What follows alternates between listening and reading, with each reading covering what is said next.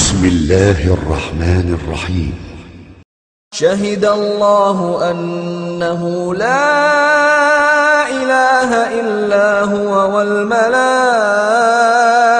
وأولو العلم قائما بالقسط لا إله إلا هو العزيز الحكيم.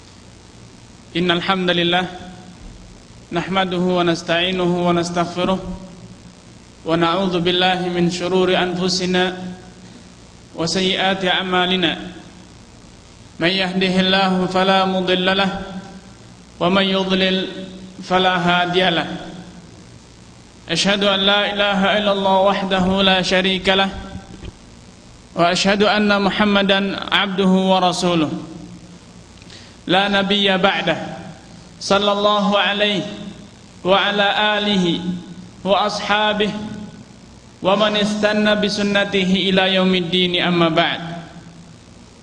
Ikhwani fid din, a'azzakumullah jami'an. Marilah kita panjatkan puji dan syukur kepada Allah Subhanahu wa taala atas berkat rahmat, hidayah, taufik dan kemudahan yang Allah limpahkan kepada kita. Kita bersama telah menunaikan ibadah agung, salah satu syiar agama kita, yaitu ibadah salat Jumat bersama di masjid yang penuh barakah ini. Kemudian yang kedua, nikmat yang tidak kalah penting adalah dijadikannya kita termasuk orang-orang yang melangkahkan kakinya untuk menuntut ilmu, mendengarkan ayat-ayat Al-Quran, mengkaji ayat-ayat Al-Quran dan hadis-hadis Rasulullah SAW, sebagaimana yang telah disampaikan oleh saudara pembawa acara tadi. Di antara keutamaan seorang yang menuntut ilmu adalah dia dimudahkan untuk menempuh jalan menuju kepada surga. Man salaka tariqan yaltamisu fihi ilman, barang siapa yang menempuh suatu perjalanan bukan karena perniagaan, bukan karena kepentingan, bukan karena kekerabatan, bukan karena persaudaraan satu negara atau yang lain, tidak, akan tapi karena yaltamisu fihi ilman, karena dalam rangka mencari ilmu. Iltimas itu artinya dalam bahasa Arab mencari ilmu. Sahhalallahu lahu bihi tariqan ilal jannah, maka Allah akan berikan keutamaan yang agung bagi dia, yaitu Allah mudahkan bagi dia jalan menuju pada surga. Oleh karena itu, ini kenikmatan yang mungkin kurang kita sadari dan banyak dilalaikan oleh umat Islam. Banyak dari kita, semua dari kita mendambakan untuk bisa masuk surga, untuk mendapatkan kemudahan jalan menuju pada surga. Akan tapi itu hanya sebatas angan-angan dan cita-cita. Nah, sekarang di hadapan kita, bahkan kita telah melangkahkan kaki kita menempuh jalan ini, menempuh jalan talabul ilm, menuntut ilmu, memperdalam pemahaman agama kita. Dan inilah salah satu faktor, salah satu penyebab dimudahkannya jalan surga untuk kita semuanya. Ikhwani fiddin, a'azzakumullah. Sebagaimana telah disampaikan pembawa acara tadi, bahwasanya tema kita adalah karakteristik Ahlus Sunnah wal Jamaah. Kriteria-kriteria, sifat-sifat yang harus dimiliki oleh orang yang ingin menjadi Ahlus Sunnah wal Jamaah, orang yang mengaku dirinya sebagai Ahlus Sunnah wal Jamaah. Ikhwani fiddin azakumullah, sebelum saya menyebutkan tentang definisi tentang Ahlus Sunnah wal Jamaah dan pembahasan yang lainnya, maka saya sebetulnya sudah menyiapkan sebuah makalah, jadi tidak perlu dicatat, nanti bisa dikopi dari panitia. Saya anjurkan untuk konsentrasi mendengarkan apa yang saya sampaikan, karena saya sudah siapkan lengkap semuanya sebanyak 24 halaman. Jadi insya Allah ada pembahasan yang cukup, dan itu insya Allah bisa didapatkan di panitia. Ikhwani fiddin azakumullah, Allah subhanahu wa ta'ala telah menciptakan langit dan dunia ini, dan juga menciptakan seluruh isinya. Semuanya Allah siapkan untuk manusia. Allah tidak memiliki keuntungan, Allah tidak mendapatkan keuntungan dengan diciptakannya langit dan bumi. Diciptakannya langit dan bumi adalah demi kepentingan umat manusia. Sebagaimana Allah nyatakan, huwallazi khalaqalakum ma fis samawati wal ard. Dialah Allah Subhanahu wa taala yang telah menciptakan segala apa yang ada di langit dan segala apa yang di bumi. Dari ayat ini kita mendapatkan suatu kesimpulan besar, bahwasanya dunia serta isinya itu diadakan, diciptakan demi memenuhi kebutuhan kita. Dengan kata lain, manusia itu lebih mulia dibanding bumi serta seluruh isinya, lebih mulia daripada harta benda, lebih mulia dibanding makhluk-makhluk lain, binatang, benda-benda mati, pepohonan, dan yang lainnya. Kenapa demikian? Karena mereka semua diadakan di dunia ini seperti Allah nyatakan, khalaqalakum, diciptakan, Allah menciptakan semuanya ini adalah lakum, untuk kalian, wahai umat manusia. Tentunya kita akan bertanya, mengapa Allah Subhanahu wa taala sedemikian besarnya memberikan kenikmatan kepada manusia? Seluruh yang ada di langit, seluruh yang ada di bumi diciptakan untuk manusia. Inilah sebuah pertanyaan yang seyogyanya dilemparkan oleh kita masing-masing kepada hatinya. Dia pertanyakan kepada hatinya, mengapa Allah melakukan semuanya itu? Ternyata jawabannya hanya ada satu, tidak ada jawaban lain, yaitu karena Allah Subhanahu wa taala menginginkan agar manusia ini berbakti, beribadah hanya kepada Allah Subhanahu wa taala, bukan kepada sesama makhluk, bukan kepada sesama benda, kepada benda mati, senjata, ajimat atau yang lainnya, tidak. Bahkan mereka semua diciptakan untuk kita, untuk memperlancar, mendukung pelaksanaan tugas kita, kewajiban kita yang utama di dunia ini, yaitu beribadah hanya kepada Allah Subhanahu wa ta'ala. Wa ma khalaqtul jinna wal insa illa liya'budun. Tidaklah aku ciptakan jin dan manusia kecuali agar mereka semua beribadah hanya kepadaku. Inilah tugas manusia. Nah, Allah Subhanahu wa ta'ala semenjak pertama kali menciptakan manusia pertama, yaitu Nabiullah Adam alaihi salatu wassalam, Allah telah mewajibkan tugas ini. Allah telah kabarkan, telah beritahukan kepada Nabi Adam alaihi salam bahwasanya tugas dia di dunia ini adalah ini, yaitu hanya memurnikan ibadah apapun wujudnya hanya untuk Allah Subhanahu wa ta'ala. Dan betul Nabi Adam alaihissalatu wassalam semenjak diturunkan di dunia, beliau tidak pernah berbuat kesyirikan, tidak pernah memberikan suatu peribadatan kepada selain Allah Subhanahu wa taala.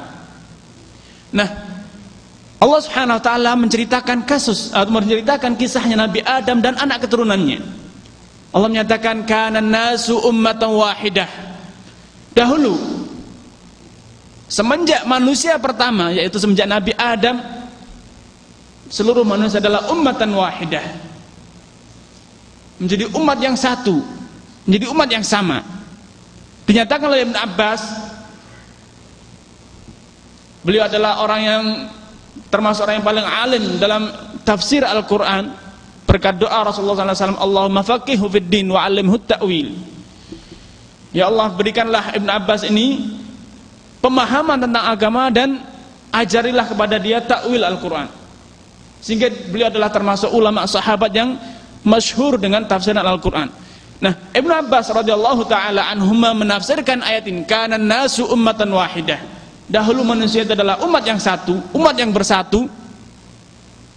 Beliau menyatakan seluruh manusia semenjak zaman Nabi Adam hingga 10 generasi ke depan setelahnya, setelah Nabi Adam, semuanya adalah mengamalkan syariat yang sama dan melakukan hal yang sama, yaitu beribadah kepada Allah Subhanahu wa taala. Tidak pernah terjadi selama 10 generasi ini praktek-praktek kesyirikan, praktek-praktek pengagungan kepada selain Allah Subhanahu wa taala.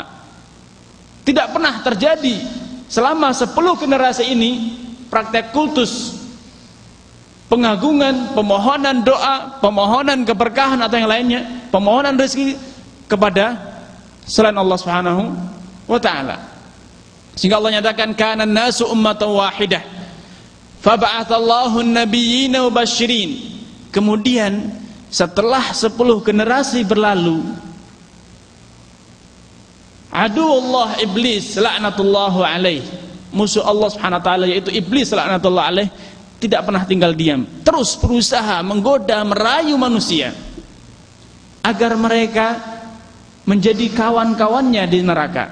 Karena iblis telah Allah putuskan untuk menjadi penghuni neraka, sehingga dia berusaha mati-matian agar memperbanyak kawan dia di neraka. Maka setelah 10 generasi, iblis baru berhasil mencari kawannya, mencari kawan yang akan menemani dia kekal di neraka. Setelah 10 generasi ini baru terjadi perbuatan kesyirikan, perbuatan pengkultusan kepada sesama makhluk. Makanya setelah terjadi kesyirikan seperti ini, pengkultusan kepada selain Allah Subhanahu wa taala, Allah menyatakan fab'atsallahu an-nabiyyina mubasysyirin wa mundhirin. Allah utus kepada mereka an-nabiyyin mubasysyirin wa mundhirin. Allah utus kepada mereka para nabi, para rasul yang tugasnya ada 2. Yang pertama mubasysyirin, memberikan kabar gembira kepada orang yang istiqamah dengan tugas utama dia. Orang-orang yang tetap menjalankan tugas utama dia di dunia ini, yaitu beribadah hanya kepada Allah, diberikan kabar bahwasanya mereka akan mendapatkan surga dengan ma la ainun ra'at wala udhunun sami'at wala khatara ala qalbi bashar. Diberikan kabar gembira bahwasanya mereka telah Allah siapkan untuk mereka ma la ainun ra'at, kenikmatan yang tidak pernah dilihat oleh mata, wala udhunun sami'at, dan juga tidak pernah didengar oleh telinga seseorang, wala khatara ala qalbi bashar, dan tidak pernah terbetik dalam hati siapapun. Inilah kabar gembira. Inilah salah satu tugas para nabi dan para rasul, yaitu memberikan kabar gembira kepada orang yang istiqamah di atas tauhid. Dan yang kedua, wa mundhirin, dan memberikan peringatan kepada manusia, awas, barang siapa yang menyekutukan Allah dengan yang lainnya, beribadah kepada selain Allah Subhanahu wa taala, maka balasannya adalah finnar khalidan mukhallada, dia akan dimasukkan neraka kekal selama-lamanya. Dia akan menjadi temannya iblis laknatullah alaih. Inilah tugas para nabi dan para rasul. Nah, Ibnu Abbas juga menjelaskan bahwasanya pertama kali muncul kesyirikan ini adalah di zaman atau di umatnya Nabi Nuh alaihi salatu wassalam. Dan Nabi Nuh adalah nabi pertama yang diutus untuk memerangi praktek-praktek kultus kepada selain Allah Subhanahu wa taala. Nah, semenjak itulah, semenjak zaman Nabi Nuh alaihi salatu wassalam, terjadi peperangan antara tauhid, peperangan antara pasukan-pasukan Allah Subhanahu wa taala yang tetap istiqamah memperjuangkan, mengamalkan tugas utama mereka, dengan atba iblis, orang-orang yang berhasil diperalat oleh iblis untuk menyeleweng, untuk menentang tugas mereka di dunia ini. Dan semenjak itulah umat manusia terpecah belah, tidak menjadi umat yang wahidah lagi, tidak menjadi umat yang satu lagi, tidak bersatu lagi mereka. Semakin hari, semakin bertambah bulan, semakin bertambah tahun, mereka semakin banyak yang menyeleweng, memisahkan diri dari jalan kebenaran, menjauhi dari atau meninggalkan tugas mereka, yaitu ibadah kepada Allah Subhanahu wa taala, sehingga mereka sudah tidak menjadi umat yang satu lagi. Sehingga Allah ketika menurunkan Al-Qur'an, Allah mengisahkan dengan kanan nas, dahulu umat manusia adalah ummatan wahidah, umat yang satu. Adapun sekarang manusia sudah tidak menjadi umat yang satu lagi. Manusia telah berpecah belah. Ada yang istiqamah, ada yang betul-betul menjadi jundun min junudil iblis, salah satu pasukan dari pasukan iblis, dan ada yang setengah-setengah, sekali menjadi menurut dengan iblis, sekali istighfar, kembali kepada istiqamah, besok lupa lagi dan hanyut lagi dengan godaan setan.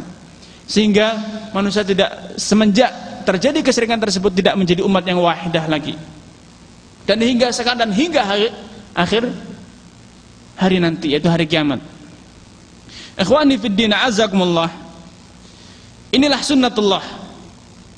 Allah telah memutuskan bahwasanya semenjak zaman Nabi Nuh alaihi salatu wassalam hingga kelak hari kiamat, terjadilah pergesekan, peperangan, perlawanan, persaingan antara junudullah, pasukan-pasukan Allah, hamba-hamba Allah yang taat kepada Allah Subhanahu wa taala, dengan hamba-hamba iblis. Oleh karena itu, ikhwani fiddin, Rasulullah SAW yang telah Allah turunkan sebagai rahmatan lil alamin, Allah utus sebagai orang yang mengemban tugas untuk memberikan, menyampaikan rahmah lil alamin, kerahmatan kepada seluruh umat manusia, telah mengabarkan kepada kita semuanya bahwasanya peperangan ini, persaingan ini tidak akan pernah ada hentinya. Oleh karena itu, fenomena ini, kenyataan ini menuntut kita semua untuk waspada, untuk senantiasa sadar dan senantiasa hati-hati, jangan sampai kita terperangkap, tergoda dengan berbagai macam propaganda, berbagai macam bisikan-bisikan iblis. Wal'iyadzubillah.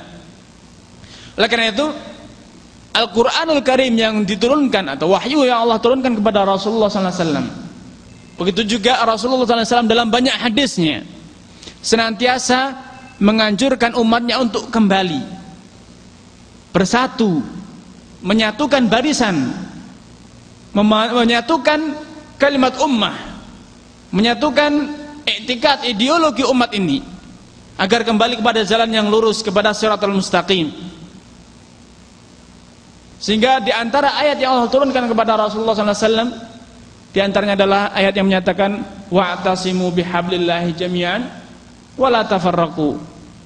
Wahai seluruh manusia, wahai umat manusia, i'tasimu, bersatulah, berpegang kokohlah, berpegang eratlah kalian semua dengan bihablillahi jami'an.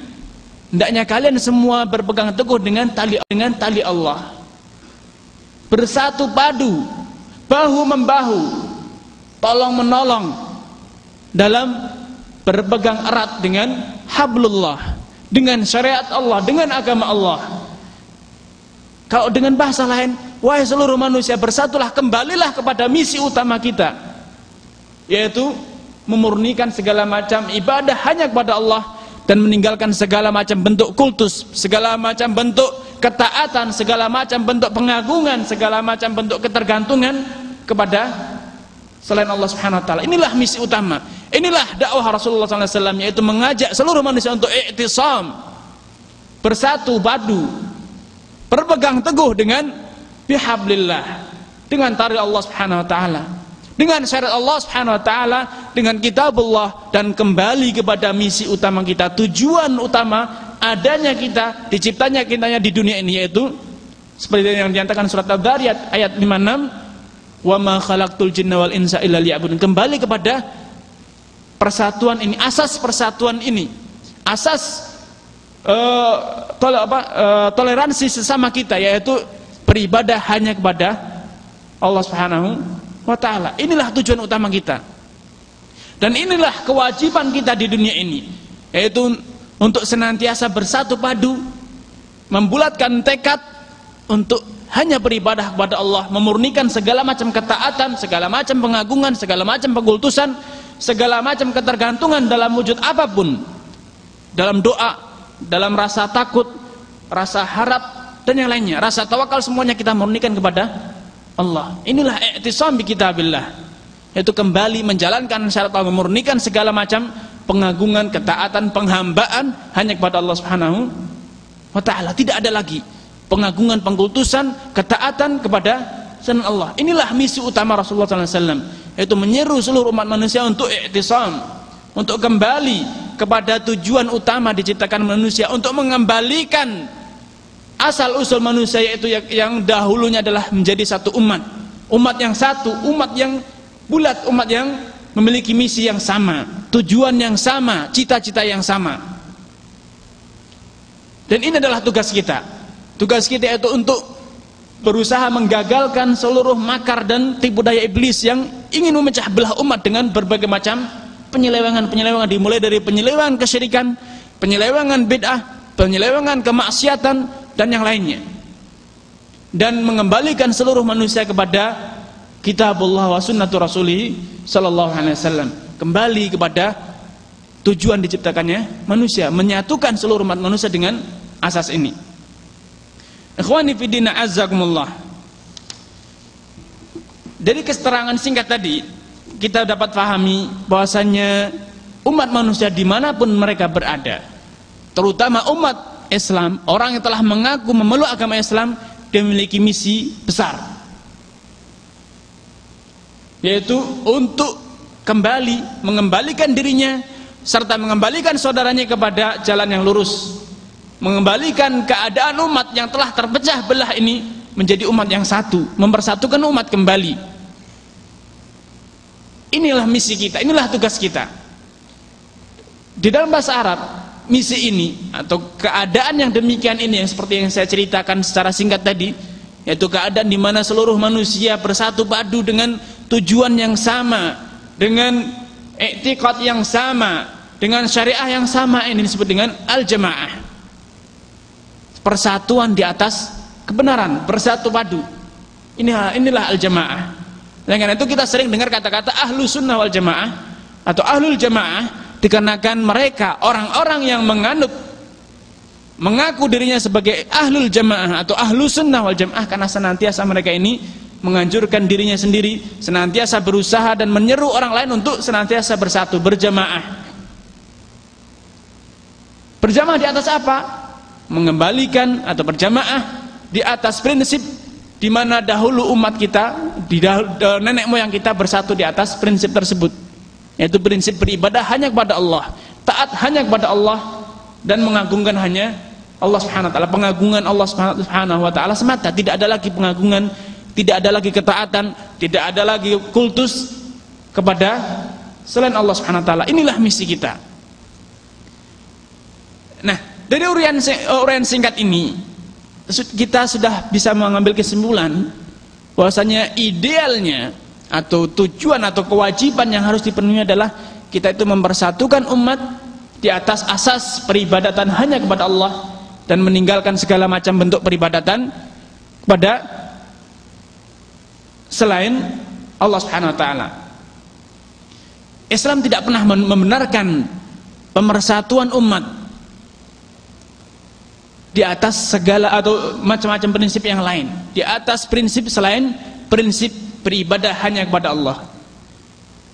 Bahkan Allah Subhanahu wa taala dengan tegas menyatakan bahwasanya segala macam hal selain peribadatan kepada Allah itu merupakan sunnatullah yang harus dibiarkan. Yang harus dibiarkan seperti adanya. Dengan kata lain, berbagai macam misi, berbagai macam prinsip yang ada di masyarakat, misalnya misi persamaan dikarenakan sesama bangsa Indonesia, persamaan sesama ras, warna kulit, bahasa, persamaan karena keturunan kerajaan atau keraton dan yang lainnya yang diistilahkan dengan darah biru atau darah apa saja. Itu adalah sunnatullah. Allah sengaja menciptakan manusia dengan adanya perbedaan ras seperti itu, perbedaan daerah, perbedaan bahasa, perbedaan warna kulit. Sehingga adanya perbedaan ini atau perbedaan-perbedaan yang ada seperti ini itu bukan asas untuk mempersatukan umat. Sehingga agama Islam, ahlu sunnah wal jamaah, orang-orang yang menyerukan umat untuk bersatu, tidak dibenarkan untuk mempersatukan umat di atas perbedaan yang terjadi tersebut. Maka tidak dibenarkan bahwa marilah kita bersatu di atas asas keindonesiaan, atas kenasionalisme atau atas kesundaan atau Jawa atau yang lainnya, tidak dibenarkan. Atas kearaban atau tidak ada. Bahkan Allah dengan tegas menyatakan, ya ayuhan nas inna khalaqnakum min dzakarin wa untha wa ja'alnakum syu'uban wa qabaila lita'arafu. Kemudian Allah memberikan natijah, kesimpulan, inna akramakum indallahi atqakum. Wahai manusia, sesungguhnya kami telah menciptakan kalian semua min dzakarin wa untha, dari laki dan perempuan. Allah tidak pernah mewajibkan kita untuk menyatukan yang laki semua jadi perempuan, yang perempuan jadi laki. Tidak. Bahkan Allah mengharamkan perbuatan tersebut. Perbuatan merubah gender, merubah status laki jadi perempuan tidak benar. Perempuan jadi laki tidak dibolehkan, diharam. Bahkan Rasulullah menyatakan la'anallahu al-mukhannithina minar rijal wal mukhannithatu minan nisa. Allah mengharamkan, melaknati laki-laki yang meniru perempuan sehingga menjadi banci, atau perempuan yang meniru laki-laki. Dengan kata lain, perbedaan adanya laki dan perempuan itu harus dibiarkan, tidak boleh diganggu gugat, dan tidak boleh ada orang yang berupaya semua harus jadi laki atau semua harus jadi perempuan. Wa ja'alnakum syu'uban, begitu juga kami telah jadikan kalian ini berkabilah-kabilah, berbangsa-bangsa, bersuku-suku. Ada yang suku Afrika dengan berbagai macam suku yang ada di mereka, suku Asia yang macam-macam suku yang ada di Asia, Sunda, Jawa dan seterusnya. Ada suku Arab dan seterusnya. Wa qabail, dan juga dijadikan kita itu sebagai kabilah-kabilah. Ada yang keturunannya Muhammad bin siapa lagi. Dengan berbagai macam kabilah dan suku. Gunanya apa? Lita'arafu, untuk saling mengenal, bukan untuk saling memadukan. Agar Arab bersatu padu dengan Asia, dengan bangsa Indonesia, dengan melupakan kearabannya. Tidak, harus dibiarkan Arab dengan kearabannya, Indonesia dengan keindonesianya, Sunda dengan kesundaannya, Jawa dengan kejawaannya. Jangan itu dipermasalahkan, jangan itu yang diupayakan untuk bersatu. Semua harus mengikuti tradisi Arab, semua harus mengikuti tradisi Jawa, tradisi Sunda. Tidak, karena itu merupakan sunnatullah. Bahkan Allah mengajarkan adanya perbedaan itu untuk ta'aruf, saling mengenal. Fulan bin Fulan, oh itu yang orang Sunda, oh Fulan bin Fulan itu yang orang Arab, Fulan bin Fulan itu yang berbahasa Inggris, itu dan seterusnya, untuk terjadi ta'aruf, berbaur dan menyatu dan melupakan asal usul, tidak. Kemudian Allah memberikan kesimpulan, sesungguhnya perbedaan-perbedaan yang terjadi tidaklah menghalangi kalian, janganlah sampai menghalangi kalian untuk menjadi satu golongan, yaitu inna akramakum indallahi atqakum. Inilah asas persatuan kita, inilah yang harus kita wujudkan, yaitu kita semua dengan perbedaan yang ada di tengah-tengah kita, perbedaan suku, perbedaan ras, perbedaan bahasa dan yang lainnya, adalah masing-masing kita semuanya menjadi orang yang paling bertakwa, berusaha untuk mewujudkan kriteria takwa ini, yaitu taat kepada Allah Subhanahu wa taala dan taat kepada Rasulnya. Inilah takwa, inilah asas persatuan di antara kita, yaitu ketaatan hanya kepada Allah dan Rasulnya, dan meninggalkan segala macam bentuk ketaatan, segala macam bentuk pengagungan kepada selain Allah dan Rasulnya. Ikhwani fi din, azakumullah.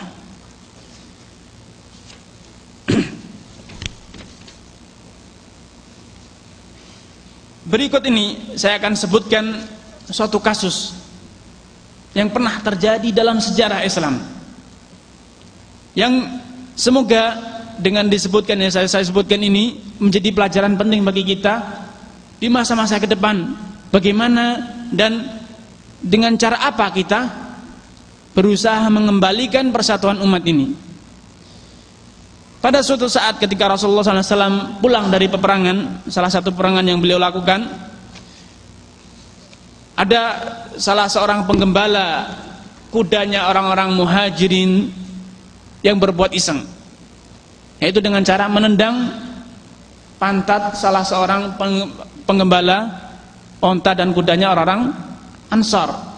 Kasa'a rajulun minal muhajirina rajulan minal Ansar. Salah seorang muhajirin menyepak atau menendang pantat salah seorang Ansar, sehingga menjadikan orang Ansar ini berteriak minta bantuan kepada kawan-kawannya dan mengatakan, walil Ansar, wahai orang-orang Ansar, tolong aku.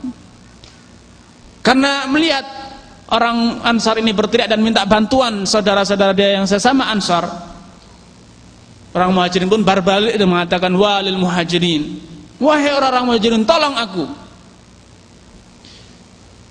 Mendengar seruan-seruan seperti ini, Rasulullah SAW murka, marah, dan mengatakan, ma balu dakwal jahiliyah, kenapa di tengah-tengah sini terjadi seruan-seruan jahiliyah, seruan-seruan untuk bersatu, seruan untuk solidaritas, saling menolong dengan asas jahiliyah. Ansar minta tolong sesama Ansar untuk memusuhi, untuk melawan muhajirin. Muhajirin minta tolong sesama orang muhajirin untuk melawan orang Ansar. Allah nyatakan, Rasul nyatakan seruan ini, ajakan ini sebagai ajakan jahiliyah, dakwal jahiliyah. Da'uha fa innaha muntinah, kata Rasulullah. Tinggalkanlah seruan-seruan jahiliyah seperti ini, seruan-seruan persatuan-persatuan yang dibangun di atas selain ketakwaan, di atas selain beribadat dengan kepada Allah. Walaupun asal usul seruan tersebut, asas tersebut dibenarkan dalam Islam, yaitu hijrah dan Ansar. Menjadi orang muhajir itu adalah satu ketakwaan, suatu amal yang soleh. Menjadi orang Ansar yang membela Rasulullah, menerima Rasulullah di Madinah, itu adalah suatu ketaatan. Tapi memisah belah umat atau mempersatukan umat di atas parsial yang seperti itu, bahwasanya dia hanya bersatu hanya karena sesama orang Ansar saja, dia harus membela seluruh Ansar, apapun yang dilakukan, salah atau benar, pokoknya harus dibela. Begitu juga sebaliknya muhajir, sesama orang muhajir harus saling membela, walaupun dia salah, walaupun dia melanggar. Nah, padahal hijrah dan nusrah itu adalah suatu amal yang saleh. Begitu juga yang serupa, misalnya sesama orang yang pernah berhaji, saling solidaritas untuk memisahkan diri, melawan atau menentang orang-orang yang belum pernah berhaji. Tidak benar. Bahkan Rasul menyatakan seruan untuk bersatu, seruan untuk solidaritas sesama muhajirin dan sesama Ansar dinyatakan sebagai dakwal jahiliyah, seruan jahiliyah. Apalagi kalau seruan itu, seruan persatuan, ajakan untuk bersatu di atas asas yang lainnya, sesama Sunda, sesama satu partai, sesama satu kelompok pengajian atau daerah atau bahasa atau yang lainnya, tidak dibenarkan. Lebih layak untuk dinyatakan sebagai dakwah jahiliyah, dan lebih layak untuk dikatakan sebagai suatu hal yang muntinah, suatu yang bau, busuk dan kotor. Dakwah muntinah, da'uha fa innaha muntinah. Tinggalkanlah seruan-seruan seperti ini, karena seruan seperti itu adalah muntinah, dinyatakan oleh SAW berbau busuk. Makanya tidak layak, tidak dibenarkan kita orang yang mengaku diri berusaha untuk menjadi ahlu sunnah wal jamaah, menyatakan kita sebagai ahlu sunnah wal jamaah menggalang persatuan di atas asas kesamaan partai atau kesamaan bangsa atau kesamaan bahasa atau suku atau yang lainnya, atau warna kulit dan yang serupa.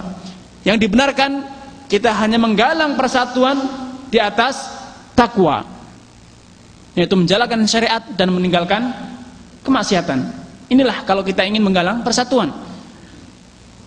Kalau persatuan yang digalang di atas hijrah, persatuan yang digalang di atas persamaan sesama Ansor, tidak dibenarkan, dinyatakan sebagai jahiliyah. Apalagi galang seruan-seruan atau galangan-galangan untuk mengajak persatuan-persatuan yang lainnya di atas asas yang lebih rendah dibanding itu.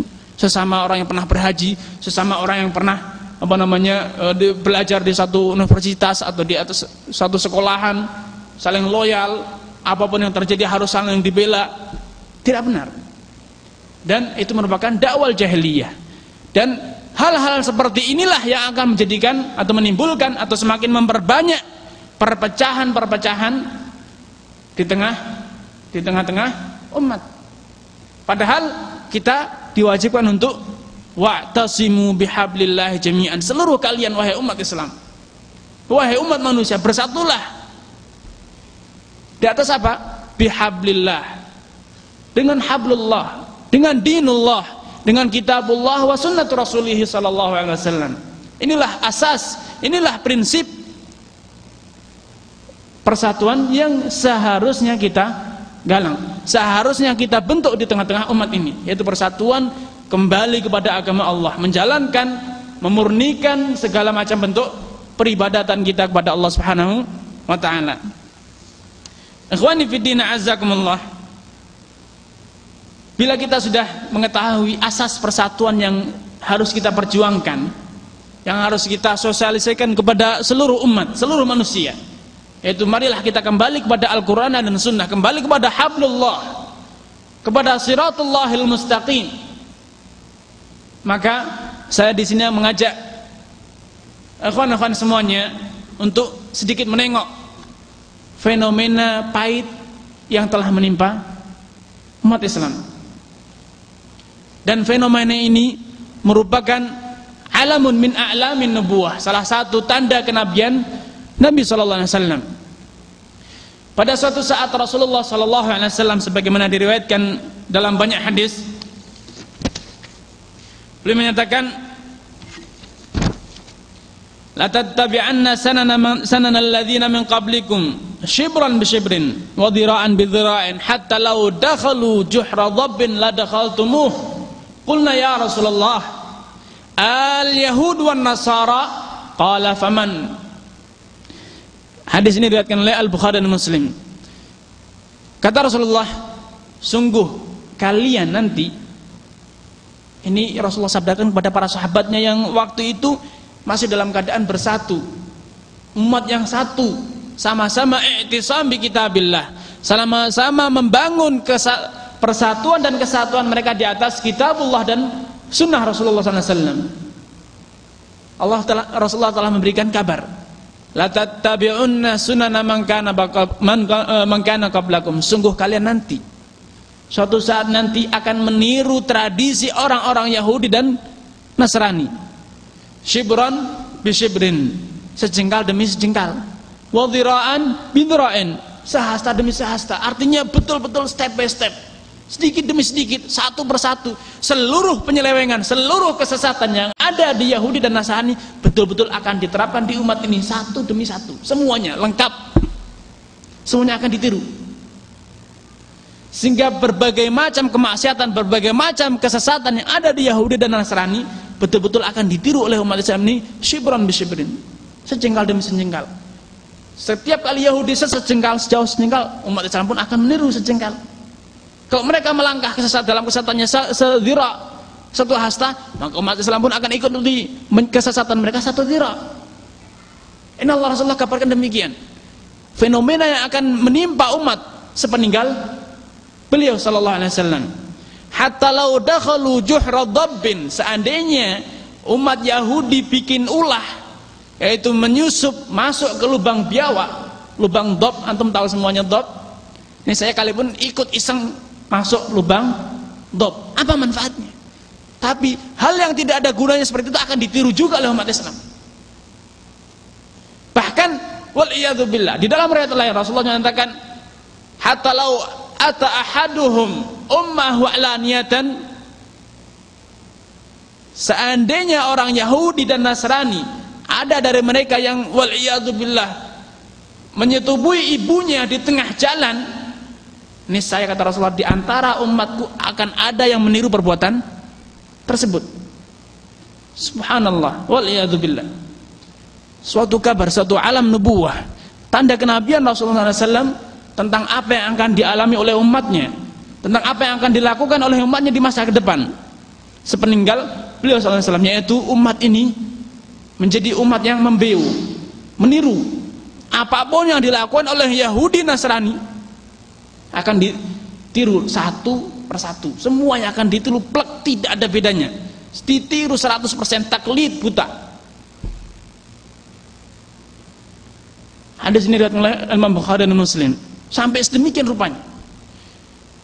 Nah, dikarenakan umat ini setelah dikabarkan akan meniru orang-orang sebelum kita, yaitu orang Yahudi dan Nasrani, padahal kita tahu umat Yahudi dan Nasrani agamanya telah dihapuskan oleh agama Islam. Agama Yahudi dan Nasrani telah dibatalkan, semuanya, seluruh syariatnya telah ditinggalkan oleh syariat Islam, sehingga tidak dibenarkan lagi untuk dijalankan.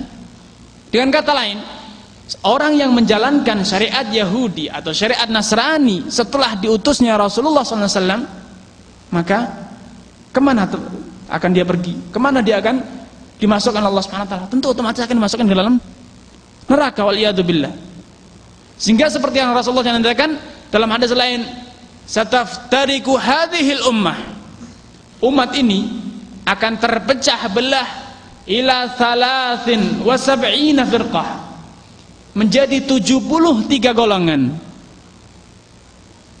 Kemudian setelah itu apa? Kulluha finnar, semuanya masuk dalam neraka illa wahidah, kecuali satu firqah. Nah, agar kita faham kenapa yang 72 golongan masuk neraka, akan saya bacakan awal hadisnya. Ini tadi saya bacakan akhir hadisnya. Awal hadisnya demikian. Rasul menyatakan iftaraqatil yahud ila 71 firqah. Yahudi telah terpecah belah sampai ke dalam 71 golongan. Wa iftaraqatin nasara ala 72 firqah. Dan orang Nasrani terpecah belah menjadi 72 golongan. Kemudian Rasulullah melanjutkan sabdanya dengan hadis tadi yang saya sebutkan, wasataftariku hadhil ummah, dan umat ini atau umatku akan terpecah belah menjadi 73 golongan. Artinya sejumlah perpecahan yang ada di Nasrani yaitu 72 plus 1 menjadi 73 golongan. Rasul menyatakan pada akhirnya kulluha finnar, seluruh golongan ini akan masuk neraka kecuali satu, illa wahidah. Tadi telah disebutkan bahwasanya umat ini akan meniru step by step, satu persatu yang ada di Yahudi dan Nasrani ditiru, semuanya letter tidak ada bedanya, 100% ditiru. Dan itulah yang terjadi tatkala orang Yahudi dan Nasrani terpecah belah menjadi 71 dan 72 golongan, maka sejumlah itulah perpecahan yang ada di umat Islam, sejumlah itulah kelompok-kelompok Islam mengikuti mereka. Jadi kalau di Nasrani dan Yahudi ada kelompok A, B, C, D, E sampai 72 golongan, maka di umat Islam ada yang meniru, melakukan apa yang mereka lakukan seperti yang mereka lakukan, tidak berkurang sedikit pun. Sehingga kalau umat Islam, di tengah-tengah umat Islam ada 72 golongan yang mereka semuanya seperti serupa dengan golongan yang ada di Nasrani. Padahal kita tahu Nasrani, agama Nasrani telah dihapuskan, tidak dibenarkan. Nasrani semuanya akan masuk neraka. Oleh karena itu 72 golongan, ke-72 golongan yang meniru, yang tasyabbuh dengan orang Yahudi dan Nasrani, nyatakan Allah SAW, kulluha finnar, semuanya akan masuk neraka kecuali wahidah. Jadi satu golongan yang istiqamah dengan syariat Islam. Karena Islam beda dengan Yahudi dan Nasrani. Nah, umat yang tetap menjaga, mempertahankan syariat Islam secara sempurna sehingga dia dalam keadaan menyelisihi seluruh golongan yang ada di Yahudi dan Nasrani, itulah yang umat dinyatakan Rasulullah SAW sebagai umat yang wahidah, umat yang selamat, satu-satunya umat yang selamat dari umat Islam ini. Kulluha finnar illa wahidah. Kemudian pada akhir hadisnya Rasulullah menjadi penasaran, para sahabat menjadi penasaran ketika mendengar hadis ini. Ya Rasulullah, manhum, siapakah kelompok satu ini? Golongan satu yang bakal selamat ini siapa ya Rasulullah, yang tidak masuk neraka ini? Rasulullah menyatakan, ma ana alaihi al-yawma wa ashabi. Itu golongan yang menjalankan syariat yang aku jalankan pada hari ini dan para sahabatku jalankan. Jadi kesimpulannya, golongan atau orang-orang yang menjaga kemurnian syariat Islam sebagaimana yang pernah dilakukan, diajarkan oleh Rasulullah dan para sahabatnya, itulah golongan selamat, itulah al-jamaah, itulah Ahlussunnah wal Jamaah, yaitu yang menerapkan Islam secara sempurna, tidak dikurangi dan tidak ditambahi. Yang sepertinya Allah nyatakan, ma ana alaihi al-yawma wa ashabi, yaitu suatu umat, satu golongan yang menjalankan syariat Islam secara sempurna sebagaimana yang aku jalankan dan para sahabatku jalankan, tidak dikurangi dan tidak ditambah-tambah, sehingga mereka lah orang yang akan selamat dari ancaman neraka. Inilah golongan selamat. Ikhwani fiddin, azzakumullah jami'an. Dari hadis-hadis tentang perpecahan umat tadi yang saya sebutkan, ada satu kesimpulan penting yang seyogianya diingat-ingat oleh kita, oleh orang-orang yang berusaha meniru, berusaha menjadi ahlu sunnah, adalah faktor utama terjadinya perpecahan umat ini adalah karena apa? Karena meniru orang-orang di luar Islam. Tasyabbuh, taklid, iktida bin Nasara wal Yahud. Itulah sebab utama terjadinya penyelewengan dan kesesatan-kesesatan di tengah-tengah umat ini, sebagaimana dinyatakan oleh Syekhul Islam Ibnu Taimiyah rahimahullah taala. Itu sebab utamanya terjadinya tafarruq umat, perpecahan umat adalah karena terjadinya adanya di tengah-tengah umat ini orang-orang yang berusaha meniru, menjalankan apapun yang ada di Yahudi dan Nasrani. Jadi kalau sampai di kampung Rasul sampai ada mereka yang menzinai ibunya di tengah jalan, nah saya ada orang umat Islam yang berusaha meniru perbuatan qabih, perbuatan jelek tersebut, perbuatan kotor tersebut, yaitu menzinai ibunya sendiri di tengah jalan. Waliyadzubillah. Ikhwani fiddin, a'azzakumullah. Dari kesimpulan ini kita nyatakan bahwasanya menjaga atau menjalankan, mengamalkan syariat Islam secara sempurna itu adalah satu-satunya cara, satu-satunya metode untuk selamat dari perpecahan, selamat dari ancaman neraka seperti yang dinyatakan Rasulullah tadi. Ikhwani fiddin, a'azzakumullah. Karena waktu yang telah mendekati selesai, maka saya akan sebutkan beberapa kriteria utama Ahlussunnah wal Jamaah yang semoga ini merupakan pilar bagi kita untuk memperbaiki diri dan melangkah ke depan agar kita benar-benar menjadi Ahlussunnah wal Jamaah.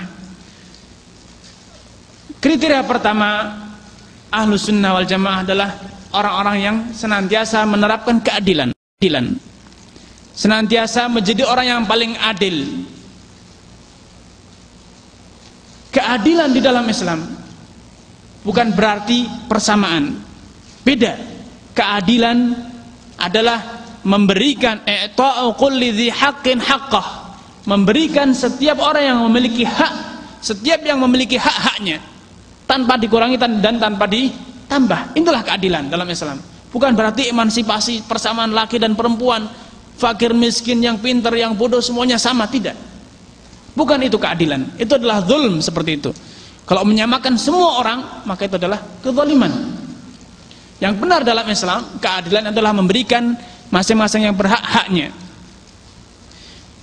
Kriteria ini dapat difahami dengan jelas sebagaimana yang disebutkan dalam kisah berikut, yaitu tatkala Rasulullah SAW berhijrah dari Makkah ke Madinah, beliau menjalin ta'akhi, persaudaraan antara Salman Al-Farisi radhiyallahu taala an dengan sahabat Abu Darda radhiyallahu taala an. Nah, pada suatu hari Salman Al-Farisi mengunjungi Abu Darda, dan ternyata Abu Darda sedang tidak di rumah. Dan sahabat Salman Al-Farisi ini melihat istrinya Abu Darda dalam keadaan compang-camping, tidak rapi pakaiannya, kusut. Maka dia bertanya, apa yang terjadi pada diri kalian wahai keluarga Abu Darda? Kok seperti ini? Kata dia, sungguhnya saudaramu sudah tidak butuh terhadap dunia. Itu maksudnya saudaranya Abu Darda sudah tidak butuh dunia. Artinya sudah tidak memperhatikan saya, dia sibuk dengan ibadah saja. Karena yaqumul lail wa yasumun nahar. Abu Darda kalau malam qiyamul lail semuanya, semalam suntuk, dan kalau siang puasa terus menerus. Akhirnya istrinya sudah tidak memiliki peran apa-apa. Malam tidak bisa, siang pun tidak bisa. Maka esok harinya Salman Al-Farisi tidur dan menginap di rumahnya Abu Darda. Tatkala Abu Darda hendak qiyamul lail, salat malam, ditarik oleh Salman Al-Farisi. Kata dia, "Nam, tidurlah." Ketika mau bangun lagi, kata Salman Al-Farisi, "Nam, tidurlah." Dan ketika akhir malam, sepertiga akhir malam, baru diizinkan Abu Darda untuk qiyamul lail. Kata dia, "Al-an, silakan sekarang qiyamul lail." Kemudian pada akhir kisah ini Salman Al-Farisi mengatakan, "Inna li rabbika 'alaika haqqan." Sungguhnya Tuhanmu memiliki hak yang harus engkau tunaikan. "Wa inna li nafsika 'alaika haqqan." Sungguhnya dirimu juga punya hak untuk engkau tunaikan, yang harus engkau tunaikan. "Wa inna li zaujika 'alaika haqqan." Dan sungguhnya istrimu juga punya hak atas dirimu yang harus engkau tunaikan juga.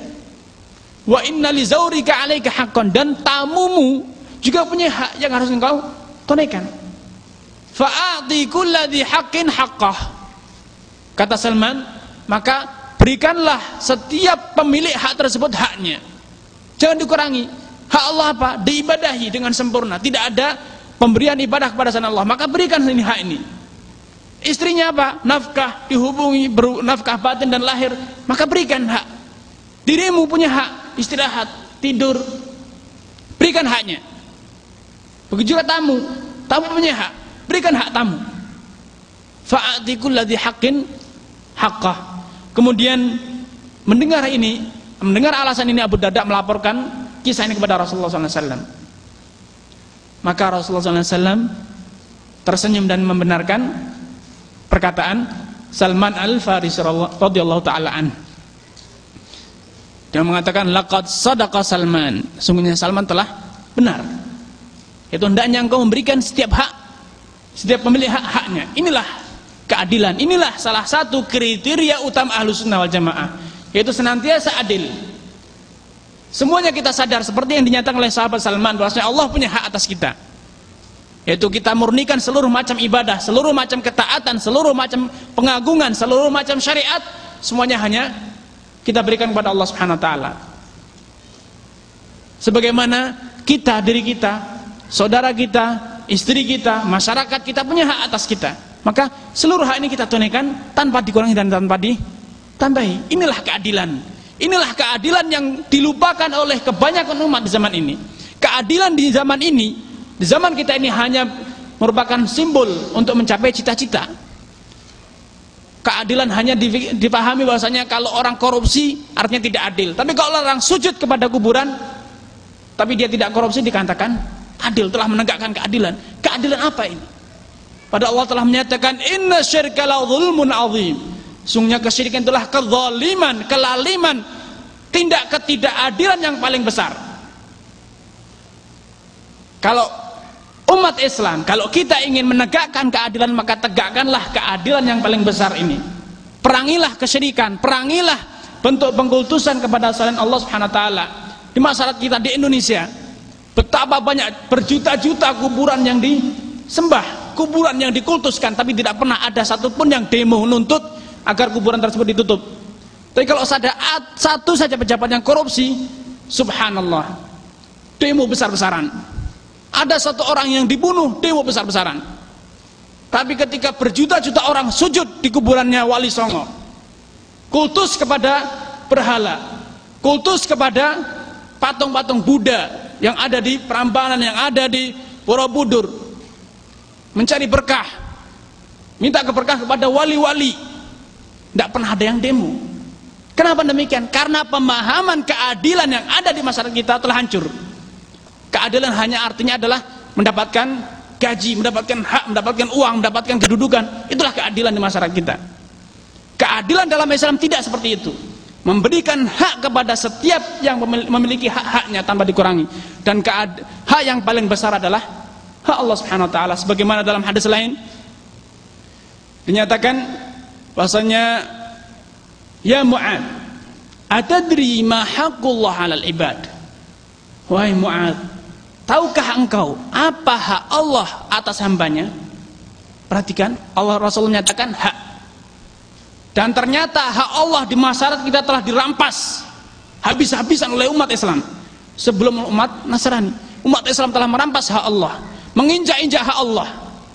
Tapi tidak pernah ada yang demo, tidak ada yang pernah nuntut, tidak ada yang pernah minta agar dibikin undang-undang, parlemen membikin undang-undang anti syirik, korupsi ditentang mati-matian, tapi hak Allah tidak pernah diingat-ingat, tidak pernah diminta, tidak pernah dituntut untuk membikin undang-undang tentang anti syirik.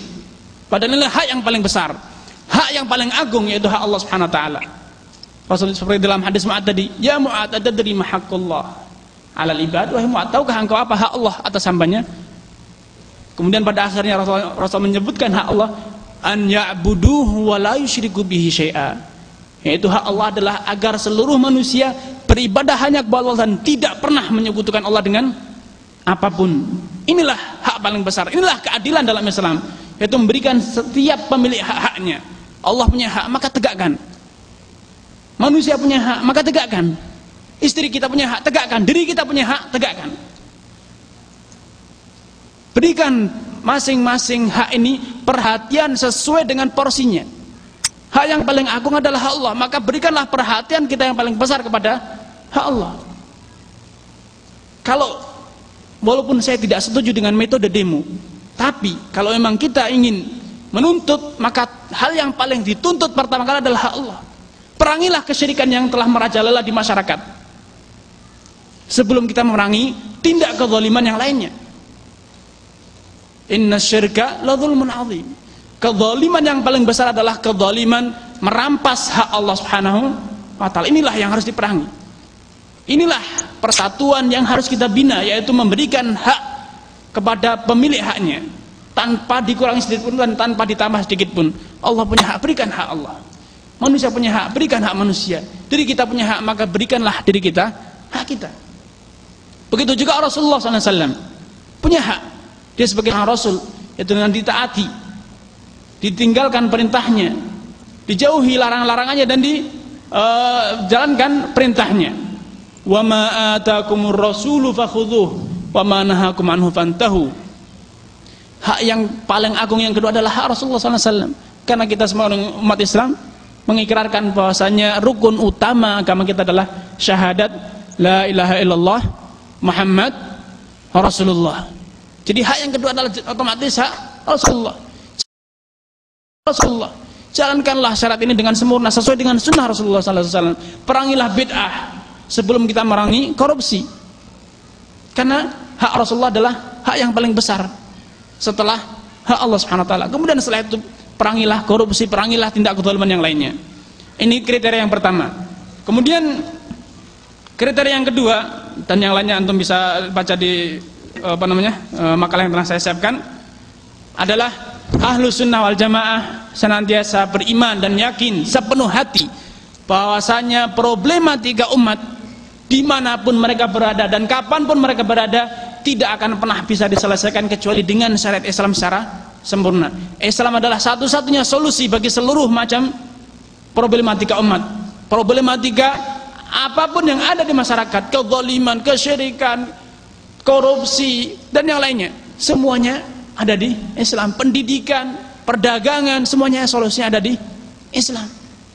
Kenapa demikian? Karena Allah Subhanahu wa taala menyatakan, al-yauma akmaltu lakum dinakum. Pada hari ini telah aku sempurnakan agama kalian, wa atmamtu alaikum ni'mati wa raditu lakum al-islam madina. Dan aku telah lengkapkan nikmatku atas kalian dan telah aku ridhoi Islam ini sebagai agama kalian.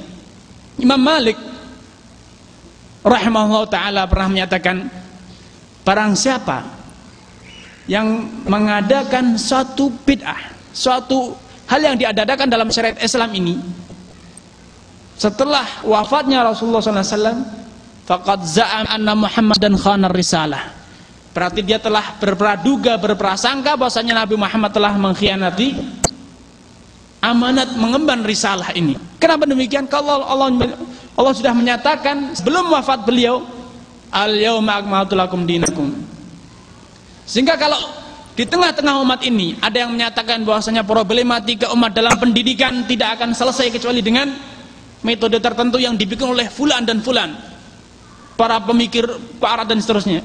Problematika dalam dakwah tidak selesai, problematika dalam kenegaraan, ketatanegaraan tidak selesai kecuali dengan demokrasi dan yang serupa.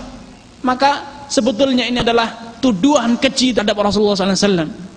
Kenapa demikian? Karena di semenjak zaman Rasulullah hingga zaman sekarang pemerintahan itu ada, dan satu-satunya cara menegakkan keadilan seperti yang telah dijelaskan tadi adalah dengan cara menerapkan syariat Islam secara sempurna. Tidak pernah ada sejarah keadilan berhasil ditegakkan dengan sempurna kecuali dengan Islam. Sejarah demokrasi, sejarah berbagai macam teori-teori yang ada tidak pernah berhasil menegakkan keadilan dengan sempurna seperti yang pernah ditegakkan oleh Rasulullah SAW dan para sahabatnya. Oleh karena itu, ahlu sunnah wal jamaah senantiasa yakin bahwasanya solusi dari segala macam problematika umat hanya ada di dalam Islam, baik dalam perdagangan, pendidikan, ketatanegaraan, dakwah atau yang lainnya. Imam Malik rahimahullah ta'ala dan juga yang lainnya, para ulama-ulama yang lainnya menyatakan dengan tegas, lan yasluha akhiru hadhil ummah illa bima saluha bihi awwaluha.